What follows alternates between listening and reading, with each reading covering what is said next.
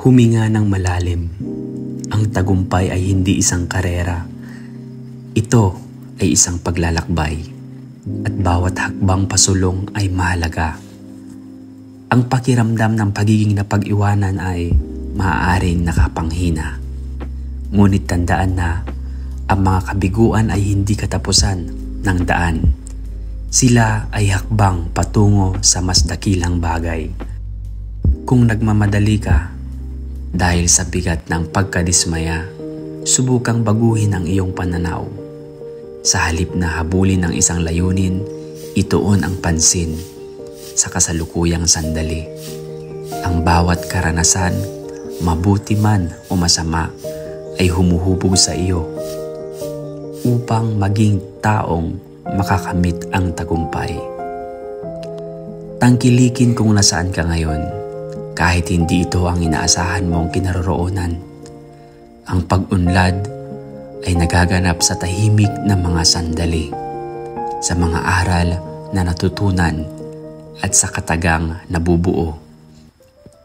Magdahan-dahan at pahalagahan ang maliit na tagumpay.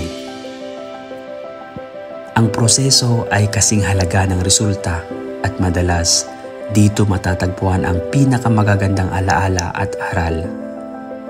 Ang mismong paglalakbay ay may kahulugan at ang kwento mo ay nabubuo ng eksakto kung paano ito dapat mangyari.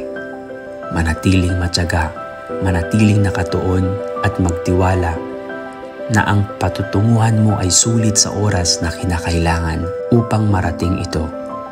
Magpatuloy sa pagsulong, ngunit huwag kalimutang huminto, huminga at lasapin ang landas na tinatahak mo.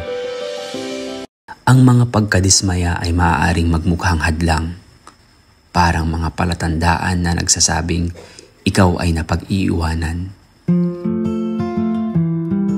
Na dapat mong magmadali upang makahabol, ngunit ang tagumpay ay hindi isang destinasyon na tinatakbo mo. Ito ay isang bagay na iyong pinagmumulang unti-unti at ang paglago ay nangangailangan ng oras.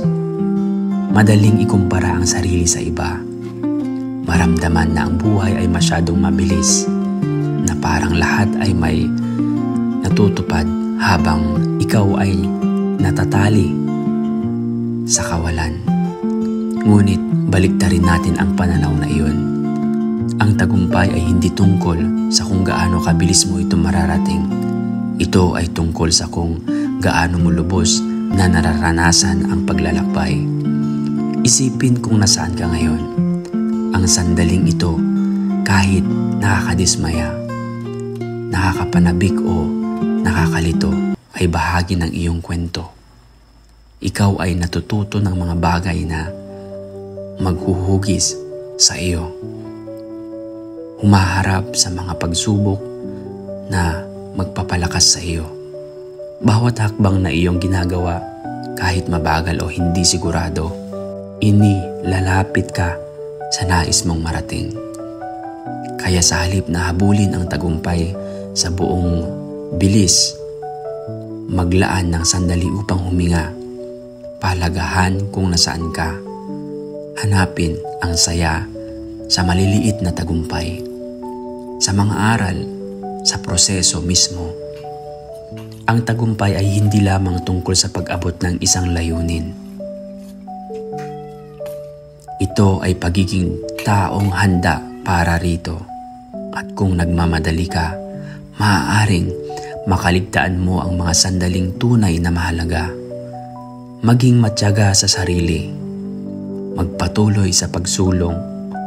Ngunit huwag kalimutang huminto, magnilay at mabuhay sa bawat sandali ng paglalakbay.